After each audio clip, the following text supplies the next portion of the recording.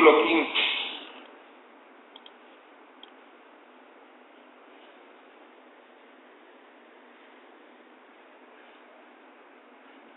Dice así la palabra del Señor: así que, hermanos, estad firmes y retened la doctrina que habéis aprendido, sea por palabra o por nuestra carta. ¿Qué debían retener? La doctrina. Primera Timoteo capítulo 4 versículo 16. Primera Timoteo 4, 16. Dice así: ten cuidado de ti mismo y de la doctrina. Fíjese que más o menos el texto es lo mismo. Ten cuidado de ti mismo y la doctrina. ¿Qué estaba diciendo? Cuídate en la forma en que vivas. Debes vivir en santidad, debes llevar una vida de integridad, pero también debes aprender doctrina. Cuidado de ti mismo y de la doctrina.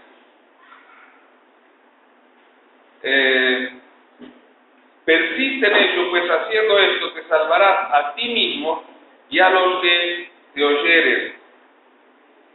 Primera Timoteo 6, una hoja después, versículo 1.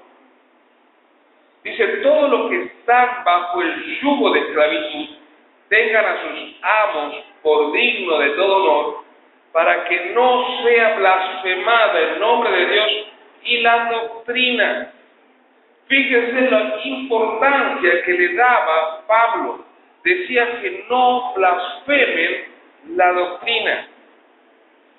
La importancia que le daba el apóstol Pablo a la doctrina. Habíamos dicho entonces que todo movimiento de fe, todo avivamiento espiritual, en todos los acontecimientos de la Biblia, comenzaba a través de un estudio de la Biblia.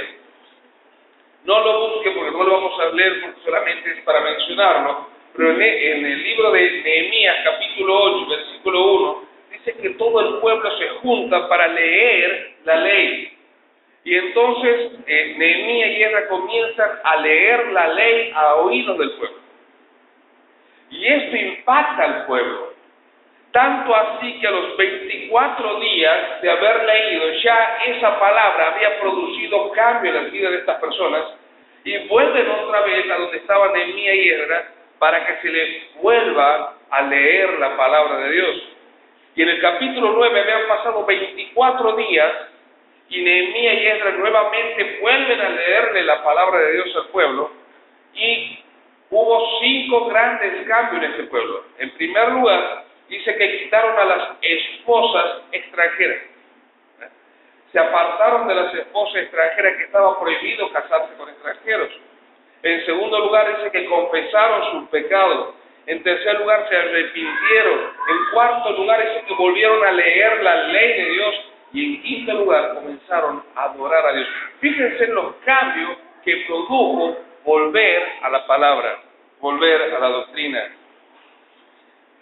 En la época de Josías, en un segundo periodo, Josías, rey de Israel, dice que el templo estaba destruido. Josías estaba arreglando las cosas y los sacerdotes encuentran allí el libro de la ley. Lo lee Josías, se horroriza y dice: esto tiene que saberlo el pueblo. Y comienza a leerlo al pueblo, y el pueblo tiene un avivamiento.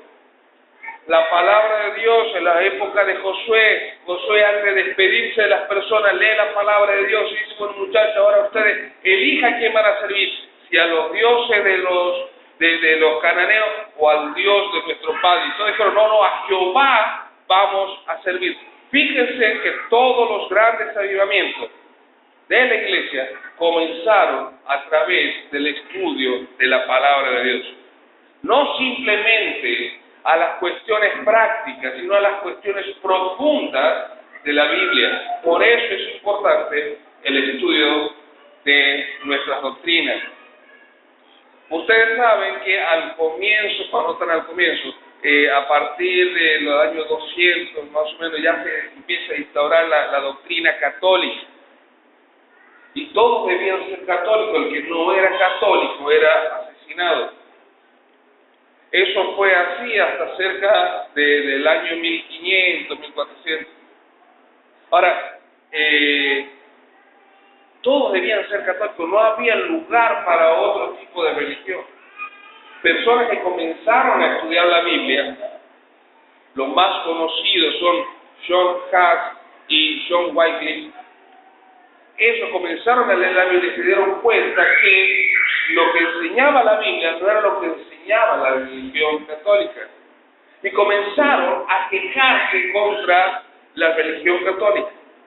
Esto hizo que otras personas agarraran la Biblia y no solamente la leeran la Biblia como el libro que hay que leer antes de acostarse a dormir, sino que comenzaron a estudiar y analizaron la Biblia, la estudiaron, empezaron a introducirse los temas bíblicos y se dieron cuenta que estos precursores tenían razón.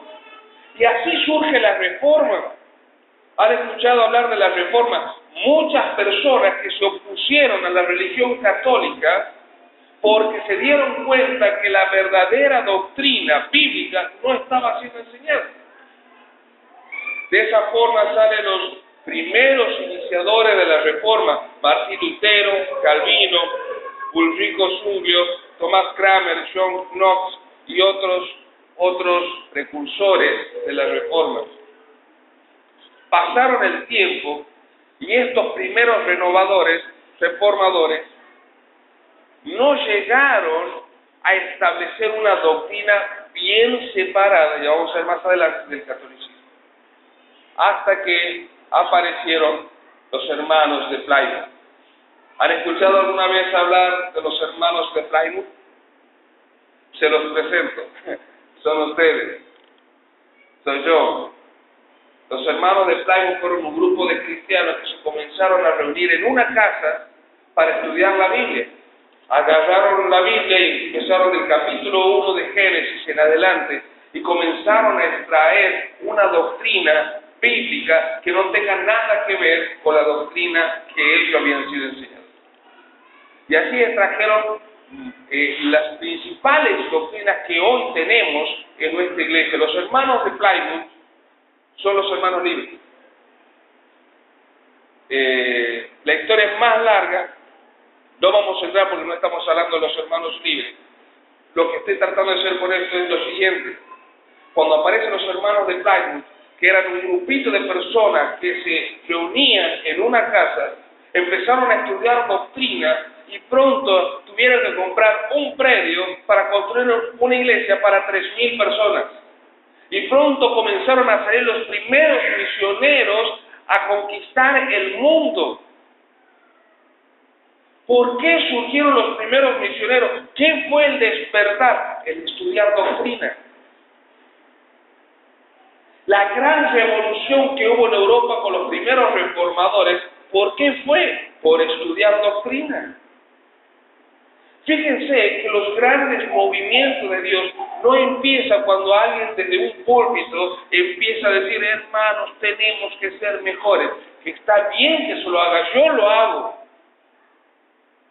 Pero no podemos descuidar doctrina. Cuando una iglesia comienza a afianzarse en doctrina, es una iglesia que comienza a crecer. ¿Se entiende hasta aquí? Su silencio me dicen que sí. ¿Se entiende hasta aquí? El origen del calvinismo. Nosotros hablamos del calvinismo. ¿Saben quiénes son los calvinistas? Los calvinistas son aquellos que dicen: no soy calvinista. Ya han tenido que hacer broma con mi calvicie. No, los calvinistas son aquellas personas que piensan que una persona se salva no porque tiene fe en Dios, sino porque Dios te escoge. Existen dos tipos de calvinista: el calvinista que es riguroso de los 5 puntos, que ya lo vamos a ver enseguida, y el calvinista no tan riguroso, que tal vez tiene 2 puntos, cree en 3 puntos. Pero cuando uno habla de doctrina calvinista, lo que está haciendo referencia es que creen que Dios elige a la persona que va a salvarse y a la otra persona No. Entonces vemos, viene Dios y dice, yo creo que el hermano Carlos se va a salvar, la hermana Marcela se va a salvar, pero Dani no. Entonces a Dani lo mando al infierno. Yo creo que él se va a salvar y Ale, porque me ha hecho broma de decir, no. Entonces, Dios decide quién se salva, elige a quién salvar y elige a quién mandar al infierno. Ya lo vamos a ver más detalles más adelante cuando vayamos viendo los 5 puntos. Vamos a verlo durante todo el año porque es interesante, no solamente por el tema, sino porque vamos a aprender muchas técnicas de hermenéutica para la interpretación de la Biblia. A medida que se vayan analizando los versículos, vamos a descubrir interpretaciones de escritura, la hermenéutica. Pensamos que el que ha empezado con esta doctrina era Calvino. Calvino no fue el que comenzó con esta doctrina. Calvino vivió en el año 1509, nació en el año 1509, murió en el año 1567. El que comenzó con esta doctrina fue San Agustín. San Agustín nació en el año 358. O sea que había pasado unos 320 años de que el Señor Jesucristo había muerto. Estaba cerca del tiempo que el Señor Jesucristo vivió. ¿Se entiende hasta aquí? Fue la primera persona que habló sobre la elección de Dios. Ahora, en el libro que escribe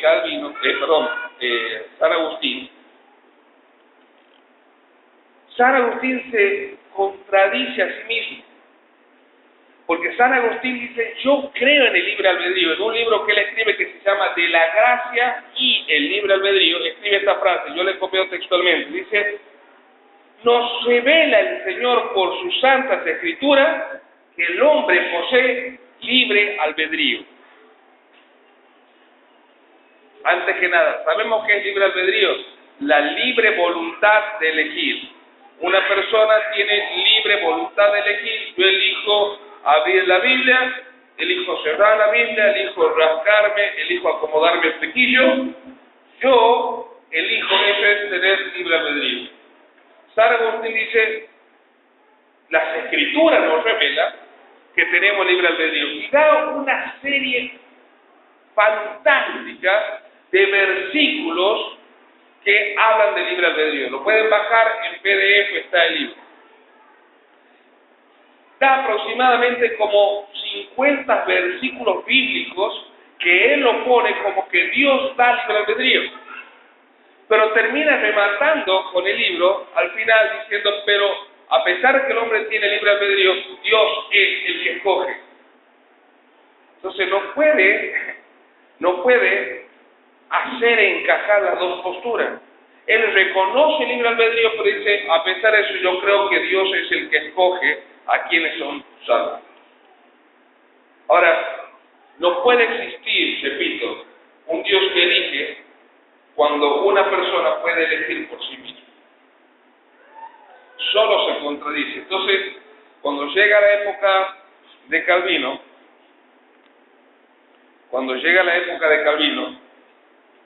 Calvino toma esta doctrina y la trata de perfeccionar. 1200 años después, Calvino toma esta doctrina y la trata de perfeccionar. Ahora bien, algunas personas pueden decir, pero, Oscar, ¿no tendrá razón San Agustín de que Dios es el que elige? Porque fíjate que San Agustín vivió cerca de la época del Señor Jesús. Si vivió cerca de la época del Señor Jesús, sus abuelos, bisabuelos, habrán conocido a los discípulos. Tal vez sí. ¿No tendrá él la verdadera doctrina? Y yo creo que no, y les voy a decir por dos motivos. En primer lugar, la doctrina se había corrompido muchísimo, ya estaba el catolicismo usurpando el cristianismo, por un lado.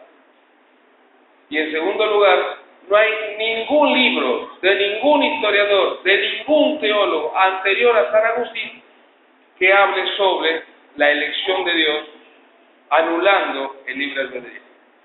¿Se entiende? ¿Seguro? Los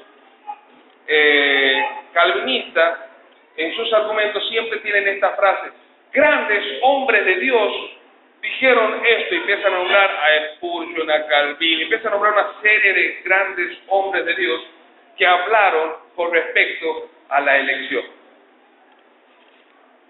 Y la pregunta que yo me hago es: ¿quién determina que una persona sea grande hombre de Dios? Porque para un pentecostal, Benny Hinn es un gran hombre de Dios, para algunos, no, para algunos, es un gran hombre de Dios. Para un adventista, Elena White es una gran mujer de Dios. Para un mormón, John Smith es un gran hombre de Dios. Para un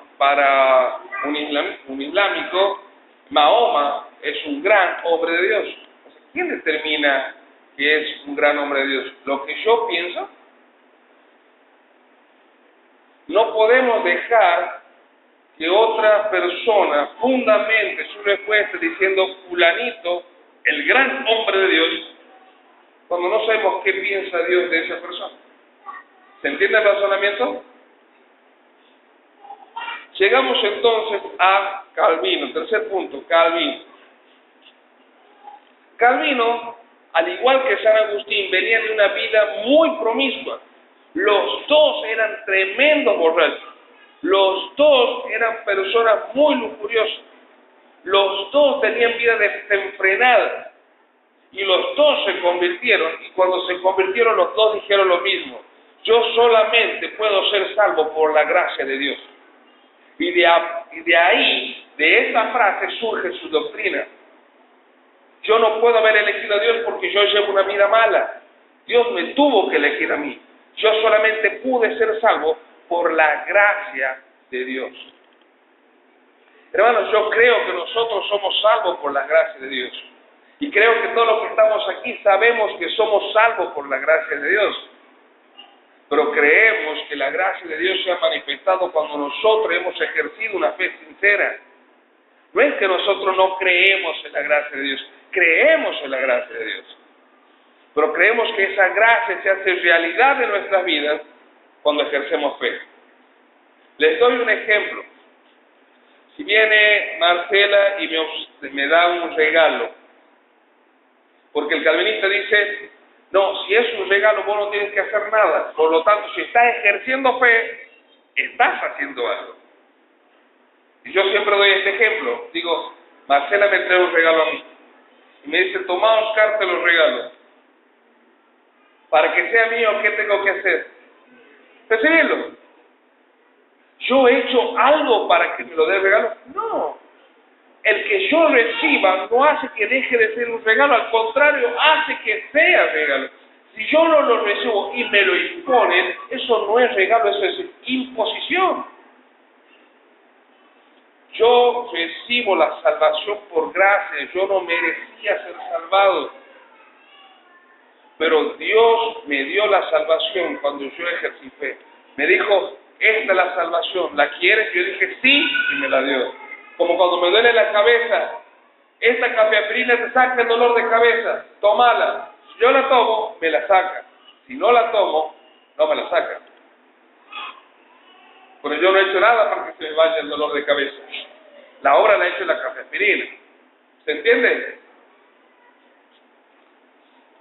Ahora, a mí me llama la atención que los calvinistas, cada vez que hablan de Calvino, dicen Calvino, escuchen, porque es impresionante, todos parece que tienen la misma idea. Dice: Calvino fue un gran teólogo. Calvino, un gran teólogo. Obviamente que los calvinistas no creen las doctrinas que tenía Calvino. Yo les voy a mencionar algunas. Pero ustedes fíjense si esto es de un gran teólogo. ¿Quién es un gran teólogo? Un gran teólogo es una persona que interpreta correctamente las Escrituras. ¿Puede tener alguna falencia? Puede tenerla. pero no se puede equivocar tanto. Vamos a ver algunas doctrinas de Calvino, que está en su libro La Institución de Calvino.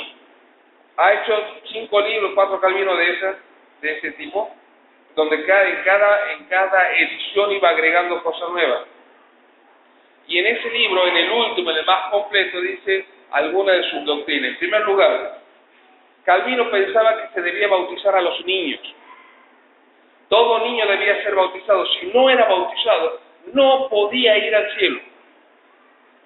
Ahora, fíjense qué inconsistencia en su teología. Porque si Dios me escoge a mí para salvación, pero si yo me bautizo, no voy al cielo. ¿Es coherente esa postura? No. Y él dice, no, un chico para ir al cielo tiene que ser bautizado. Si un hombre no es bautizado, no va al cielo. Entonces, si una persona que no se bautiza no va al cielo, a los niños hay que bautizarlos de chiquitos. Porque no vaya a hacer cosas que se muera a los 8 años antes de bautizarse y se va al infierno. Otra postura que tenía: la salvación se adquiere por elección y por ser parte de la iglesia. Uno es parte de la iglesia a través de la elección de Dios y de cumplir los sacramentos. Ahora, en la Biblia jamás habla de sacramentos. ¿Qué son los sacramentos? El bautismo, la confirmación, la confesión ante un sacerdote. Tienes que tomar los sacramentos, o sea, ser parte de la iglesia porque Dios te ha escogido y cumplir los sacramentos. Entonces, si yo no cumplo los sacramentos, ¿voy al cielo? Según Calvino, no. Entonces, ¿dónde queda la elección? Fíjese cómo se va contradiciendo solo. El que no me cree, búsquelo porque también está en PDF la institución de Calvino. Otra cosa, dice, si una persona grande, mayor, muere sin ser bautizado, esa persona, por más que haga lo que sea, se va al infierno. ¿Y si estaba elegido, se va al infierno? Sí. Escuchen, ese está mortal. ¿Qué pasa si un niño muere? Dos niños mueren. Uno, los padres son creyentes. Y el otro, el padre es inconverso. Los dos niños están sin bautizarse. ¿A dónde van los niños? El hijo del padre creyente va al cielo. Eso dice Calvino. ¿Sabe lo peor de todo? Que un día, cuando me he ido a una exposición en Córdoba, me he ido con mi madre, porque mi esposa no podía ir. Y con una de las formas de viajar en silencio y tranquilo era poner un mensaje. He escuchado durante 8 horas una serie de mensajes de Carballosa, donde hablaba sobre interpretación bíblica, hermenéutica y dispensacionalismo. Esos temas bien divertidos como para manejar durante 10 horas, ¿no? Y de vuelta iba escuchando una serie porque son varios mensajes que él tenía, cada mensaje de 1 hora y pico. Y al final de dar su mensaje, él comenzaba a preguntar a las personas, ¿han entendido lo que yo he hablado? Y la gente le iba diciendo, sí, he entendido, no lo he entendido, y le iba explicando. Cuando llega a este punto, Carballosa dice lo siguiente: a ver, yo creo que si una persona tiene un hijo, un inconverso tiene un hijo que no es bautizado, que no era bautizado, se muere, se va al infierno. Si es hijo de creyente, se va al, él no hablaba de bautizados, él hablaba de hijos chicos que todavía no habían tenido la edad suficiente como para convertirse. Un niño muere con padres inconversos, se va al infierno. Un niño chico muere con padres creyentes, se va al cielo. Y la gente lo mira y le dice, ¿y de dónde, qué parte de la Biblia dice? Dice, mira, en la Biblia no está. Pero dígame un versículo que contradiga esta postura.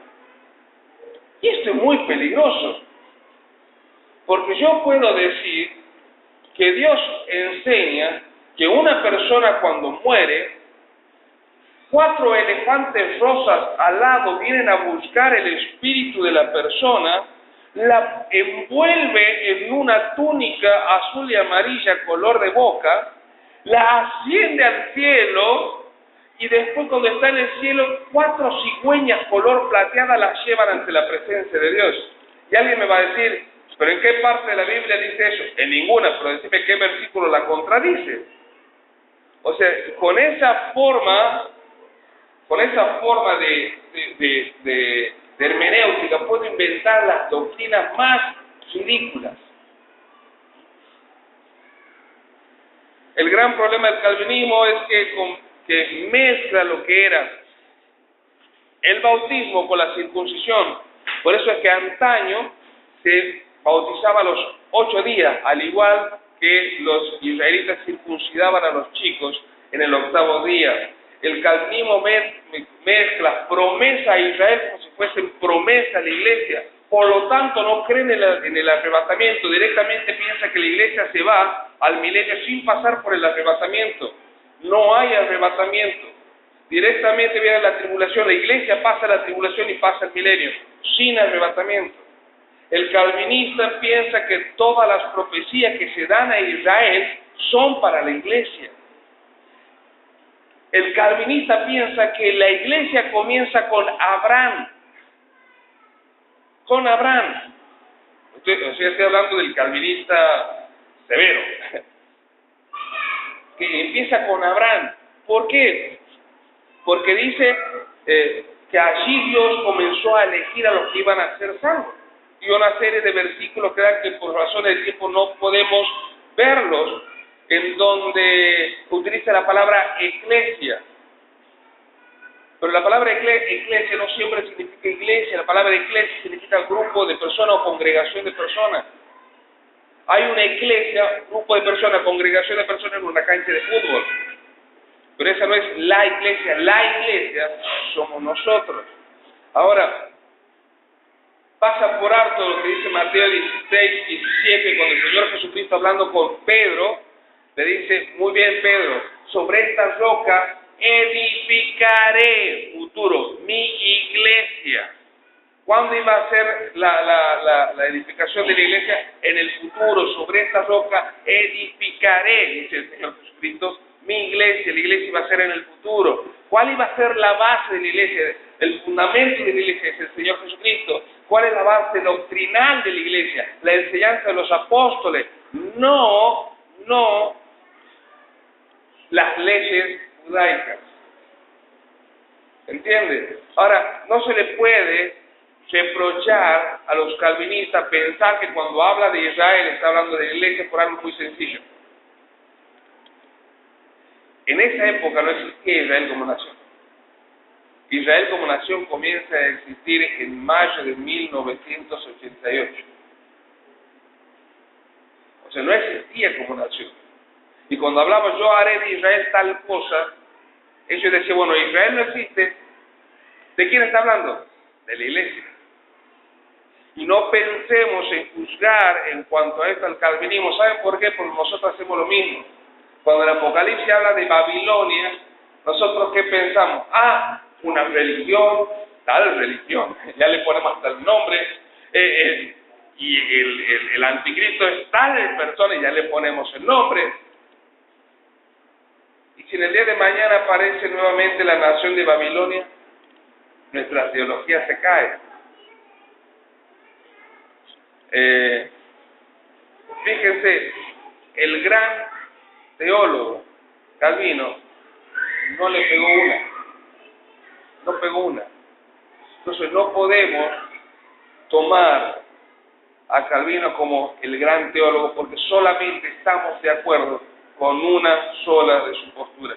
Bueno, hermanos, el tiempo ha llegado. Yo pensaba terminar la introducción hoy, pero ni por casualidad he llegado a la mitad. Así que la semana que viene vamos a terminar la introducción Y al paso que vamos, yo creo que para el año 2018, 19, estaremos terminando el primer punto. Ya. La semana que viene vamos a ver si terminamos la introducción.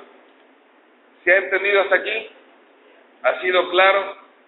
Pues vamos a terminar la introducción, vamos a ver lo que ha pasado con los seguidores de Calvino, lo que pasó en el sínodo de Dort, la inconsistencia de los argumentos. Yo ayer le estaba mostrando a Alex una sola de las inconsistencias, los argumentos de los que dicen ser calvinistas, cómo no lo pueden aplicar a la hora de evangelizar. Se les va de las manos, porque su postura en un papel es muy práctica. A la hora de vivirla es imposible. Eso lo vamos a ver la semana que viene, si Dios lo permite. Muchas gracias por su atención.